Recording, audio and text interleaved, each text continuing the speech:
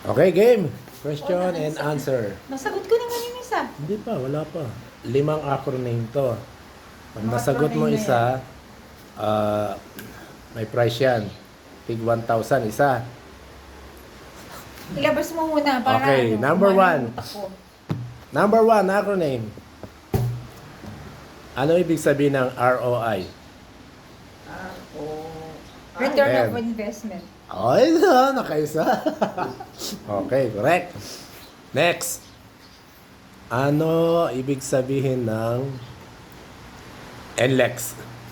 North Luzon Expressway. Mali. Oh, Ulitin mo. North Luzon Expressway. Tama. Tama. Okay. Next. Nakadalawa ka na.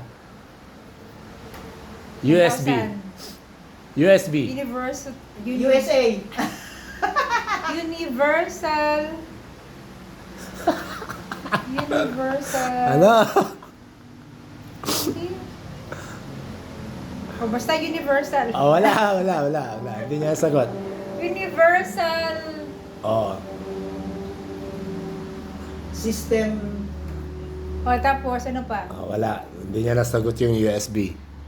USB is Universal Serial Bus. O yan, Universal Serial Bus. Serial bus. Bus yung connector niya. Okay. Next. RFID. Ay, nakalimutan ko. Ano ibig sabihin ng RFID? Oh, sa NLEX, sa SLEX, yan, may RFID sa lahat ng mga kotse. Hindi ko rin alam yun. Ano? Ay, nilalangaw na yung pagkain niyo dyan. Ayan. RFID? Anong RFID? Oh, hindi niya alam. Hindi niya alam, mga kaibigan. Siya po ay laging dumadaan sa expressway. Pero hindi niya alam yung RFID. Nakalimutan ko. Ano? Ano?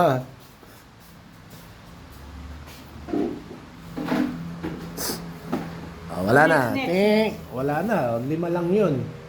Mo, tatlo pa lang yan. Hindi. ROI, USB, NLEX, RFID.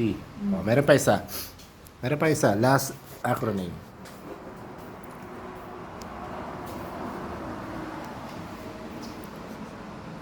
Ano yung sa Manila? Yung mga 3 ano lang. Oh, ano ibig sabihin ng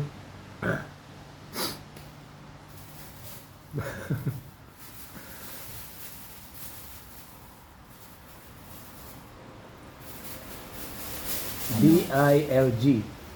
DILG. Department of Interior and Local Government. Mali!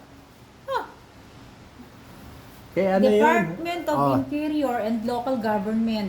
hindi, kaya ano yun? Kaya Abalos. Yeah, DILG. Oo nga. DILG. Hindi, tama. Okay yan. Tama yung DILG niya.